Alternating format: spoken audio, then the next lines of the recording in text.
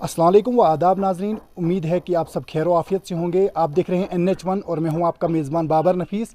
आपको एक स्टोरी सुनाते हैं ज़िला किश्तवाड़ के एक पहाड़ी इलाका बौंजवा की और बौंजवा तहसील के एक पहाड़ी इलाका कित्थर की, जहां मामला शुरू होता है 15 मई 2024 को। एक स्कूल कित्थर है, जो हाई स्कूल है, वहाँ पे एक लेडी टीचर थी जो स्कूल नहीं आती थी, जिनका नाम ज़ैनब बानो था। 15 मई को वहाँ के लोग जो हैं एक कंप्लेंट फाइल करते हैं, जो ZDO द्राबशाला के पास पहुँचाते हैं और CO किश्तवाड़ के पास पहुँचाते हैं। इसके बाद क्या होता है, 19 मई को CO ऑफिस से एक आर्डर निकलता है जिसमें ज़ैनब बानो को सस्पेंड किया जाता है। ये खबर काफ़ी गौर से सुनने की खबर है। इसमें आगे क्या होता है, काफ़ी इंटरेस्टेड ये पॉइंट है। जब ये सस्पेंड होती है उसके बाद ये मामला ऊपर तक पहुंचता है, हाई कमान तक पहुंचता है और प्रिंसिपल सेक्रेटरी जो है वो ZDO को ही सस्पेंड कर बैठते हैं। ZDO को आखिर सस्पेंड किया क्यों? ZDO को सस्पेंड इस बिना पे किया गया कि जो बायोमेट्रिक अटेंडेंस थी वो ZDO उसे इम्प्लीमेंट करने में नाकाम हुए, इसलिए प्रिंसिपल सेक्रेटरी ने ZDO को ही सस्पेंड किया। आखिर माजरा इस तरह का क्यों बना? क्यों पहाड़ी इलाका के लोगों को इस तरह से हरास किया जाता है? क्यों नहीं पहाड़ी इलाके के बच्चों को जो है वक्त पर पढ़ाया जाता है?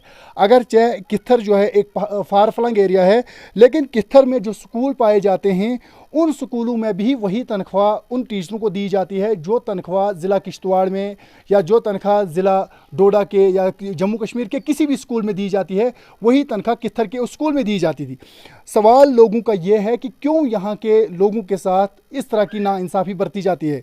अब कहानी और मज़ीद आगे बढ़ती है जब CO किश्तवाड़ और ZDO द्राबशाला ने एक टीम तैनात की, जो टीम ये इंक्वायरी करती कि क्या वाकई ज़ैनब बानो स्कूल आती थी या नहीं आती थी। जब वो टीम वहाँ पहुँचती है तो वहाँ लोगों से बात करने के बाद उन्होंने कंप्रोमाइज़ करने की कोशिश की, जो वहाँ के मकामी लोगों ने हमें तफसील से बात करके बताया। लेकिन उन लोगों ने उन्हें यह बताया कि वो उस वक्त पे स्कूल नहीं आती थी, बल्कि वक्त की बात नहीं है, बल्कि वो स्कूल ही नहीं आती थी। उन्होंने कहा कि इस पर छानबीन होनी चाहिए और उसे मुकम्मल तौर पर यहाँ से निकाला जाना चाहिए, उसे स्कूल से बदखल किया जाना चाहिए और ZDO को भी वक्ती तौर जो सस्पेंड किया गया है उस पर भी छानबीन होनी चाहिए। क्यों नहीं ZDO ने उसे वक्ती तौर जो है स्कूल भेजा था या उसकी छानबीन की थी, जबकि वक्तन फ़वक्तन जो है कंप्लेंटें वहाँ पहुँचाई गई थी। अब मामला यहाँ पहुँचा है कि जो कित्थर के लोग हैं वो ये इल्ज़ाम लगा रहे हैं कि जो कमेटी तश्कील की गई थी उन्हें अपने प्राइवेट स्कूल हैं, फ़िलहाल उनके स्कूलों की चेकिंग की जाए। अगर चाहे वो गवर्नमेंट स्कूल के टीचर हैं तो वो प्राइवेट स्कूल किस बिना पर चला रहे हैं। उनका यह भी कहना है कि अक्सर टीचर्स जो हैं जो गवर्नमेंट स्कूलों के हैं उनके बच्चे प्राइवेट स्कूलों में तालीम हासिल कर रहे हैं, जबकि गवर्नमेंट स्कूलों में जो गरीब बच्चे हैं उन्हें वक्ती तौर पर जो है तालीम से हमकिनार नहीं किया जा रहा है, उन्हें प्रॉपर एजुकेशन नहीं दी जा रही है, जिसकी वजह से वहाँ के लोग शदीद परेशानी के शिकार हैं। उन्होंने ज़िला तरक्याती कमिश्नर किश्तवाड़ से भी अपील की कि वो फौरी तौर इस मामले की छानबीन करे और वहाँ के लोगों को इंसाफ दे। ये तमाम वारदात होने के बाद ZDO ऑफिस से जो अटैच्ड टीचर ZDO ऑफिस में रखे गए हैं, जिनकी ड्यूटी जो है फार फ्लंग एरियाज़ में है, बौंजवा के पहाड़ी इलाकों में है, किश्तवाड़ के पहाड़ी इलाकों में है, उन तमाम ने असर रसूख के साथ अपनी ड्यूटी जो है ZDO ऑफिस में अटैच रखी है।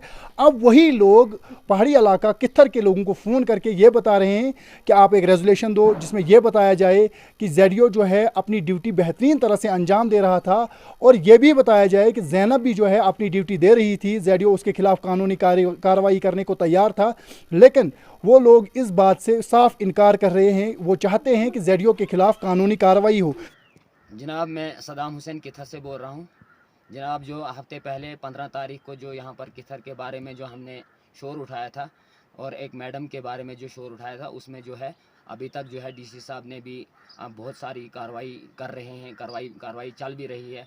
और बाकी जो है दफ्तर से हमें बड़े फ़ोन आ रहे हैं कि ZDO साहब जी जो है काम कर रहे थे, उनको सस्पेंड क्यों किया गया, एक मैडम को सस्पेंड किया गया। लेकिन हम इस चीज़ को परेशान हैं, हैरान हैं कि हमें प्रेशराइज़ क्यों किया जा रहा है।